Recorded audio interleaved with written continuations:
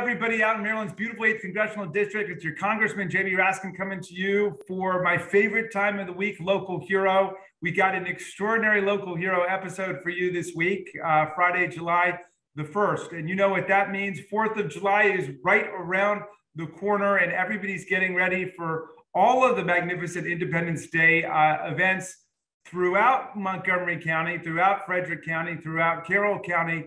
But here in Montgomery County, one of the oldest, I think it might be the oldest, is the Takoma Park Independence Day Parade. And for the very first time, your local hero is an inanimate object, or that barely describes it. It's an event. It's an occasion, and the occasion is the Takoma Park Independence Day Parade and the committee that organizes it. So we are celebrating the 4th of July parade in Takoma Park, which is a storied and legendary event in these parts. Our guests are Gene Herman, who's the president of the Takoma Park Independence Day Committee. He's been a resident of Takoma Park for, check this out, 50 years, since 1972. Over time, he became vice president of the Independence Day Committee, and for the last decade, he's been the president. His claim to fame, Gene tells me, is being the last vehicle in the parade where he gets to announce, "That's all, folks." With him today is Tara Egan, who's the vice president of the Takoma Park Independence Day Committee. Tara was born in Takoma Park, grew up in Takoma Park. She loves the 4th of July parade and looks forward to it every year. I know her family well because her mom, Sandy Egan, may be well known to some of you as the former attendance secretary at Takoma Park Elementary School. I wasn't aware until Tara told me that her mom decided to do that because she loved the school so much when Tara and her sisters were going there. But all three of our children knew Miss Egan. She was famous and everybody loves her. Tara joined the Independence Day Committee in 2015. When she is not parade planning, she is passionate about advancing reproductive health. She's currently the Director of Finance and Grants for Family Planning 2030 at the UN Foundation. One more reason to recognize you, Tara, during this 4th of July season, as you are a patriot for the rights of women and men and children and families all over the country, all over the world. So the Independence Day celebration is one of the oldest along the Atlantic coast.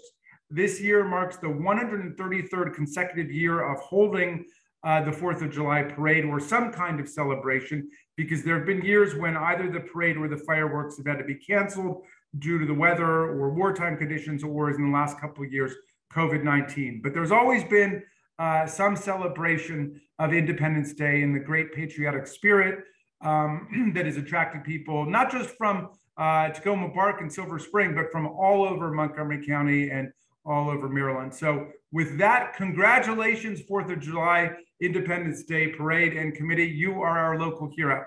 And Gene, why don't we start by going to you. Why don't you tell us how the parade has changed over the 5 decades that you've known it, and tell me why you think it's such a storied and celebrated institution in our community. Well, the parade actually started in 1921, so we're just a little over 100 years. So the changes, they're different. Different groups have joined and have gone away, and I think, in recent years, the parade is actually more homely. I mean it in a positive sense. There are a lot of local groups that have very unique ideas that want to be in the parade, and they're allowed. One thing that really has dropped out are the veterans groups. We used to have several veterans groups, but we don't have them anymore. We still try to provide music because the crowd loves music, and They also like to provide, like a reggae band or that sort of music that appeals to certain people too. So I don't know. I mean, uh, it's more homey, is what I would say in the end. All right, good. Well, Tara, let me ask you what you have loved about the parade. And but I'm sorry to hear that some of the veterans groups, have that traditionally showed up or not showing up, or maybe there's not as much participation. I'm not quite sure. There are other things going on. But tell us about the breadth of the participation that comes in from the community, and what are the different kinds of groups that show up, whether it's, the traditional Boy Scouts, Girl Scouts, neighborhood groups, to some of the funkier, more eccentric and eclectic groups that show up. Absolutely. Yeah, I think it's a really unique parade because it's open to everyone who'd like to be in it, as long as there's nothing offensive in what you're signing up to do. And so it really brings in kind of all the different sides of the community and all the different ways that people want to celebrate the 4th of July. So we have a whole bunch of bands. We have youth groups, community organizations, lots of candidates this year because it's an election year, but also just some really unexpected things. One of my favorite groups that has been coming for a very long time is a brigade of Scottish reel dancers who all have push mowers, and they do a choreographed dance routine to advocate for everyone using push mowers rather than electric or gas powered mowers. So it's really just all the way across the board, from traditional to whimsical to political and everything in between. Yeah. You mentioned the politicians go, something I'm well aware of. I think your attitude has been let 1,000 flowers bloom. So incumbents can march in the parade, but also challengers can march in the parade. Anybody who's running for anything can get a slot. Is that right? Absolutely. Yes. Yeah. As long as you're willing to follow our basic rules, and we would love to have you, and it's free to participate. So you'll see, I think possibly a majority of people running for elected office in Maryland will be in the parade this 4th of July. Yeah. And walking. Yes. And walking. And walking. No, it's a don't miss event for people for running for office in our great state. What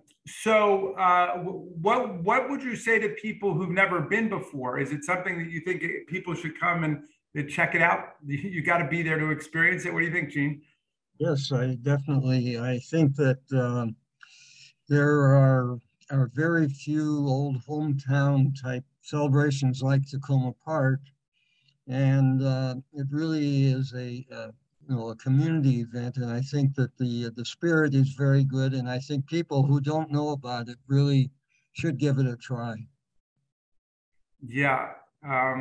And Tara, it's fun for the whole family, right? There's something for people at every generational level to experience there. Yeah, absolutely, truly. We'll have the Takoma Park Department of Public Works back this year. They were the crowd favorite for kids under 4, with their big trucks doing kind of tricks and fancy routines with all of their different vehicles. And then from there on up, it's super kid friendly. It's also really easy to access. You can get near the parade route and then just walk over. It's very different from going downtown, where it's kind of a big production. Lots of vendors along the parade route, lots of places you can get, an ice cream cone or something like that. Yeah. And so the Independence Day Committee actually organizes the fireworks display too over at the middle school? It's middle? We are not able to do fireworks anymore.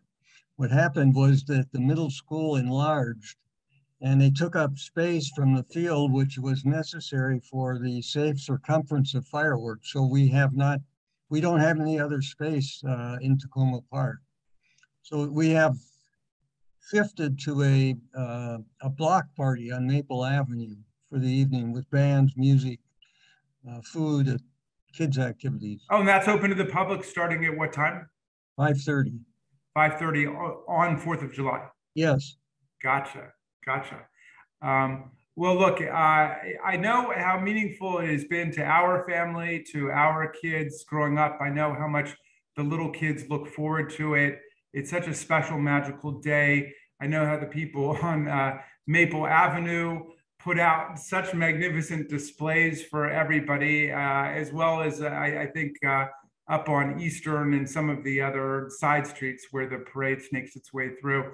So for everything you do for the community, I want to thank you, Gene and Tara, and we want to thank the parade for being such a special part of the culture of Montgomery County and of our state. So happy 4th of July, you guys, and I'll see you at the parade. Okay, that's great. Thank you so much. We're honored.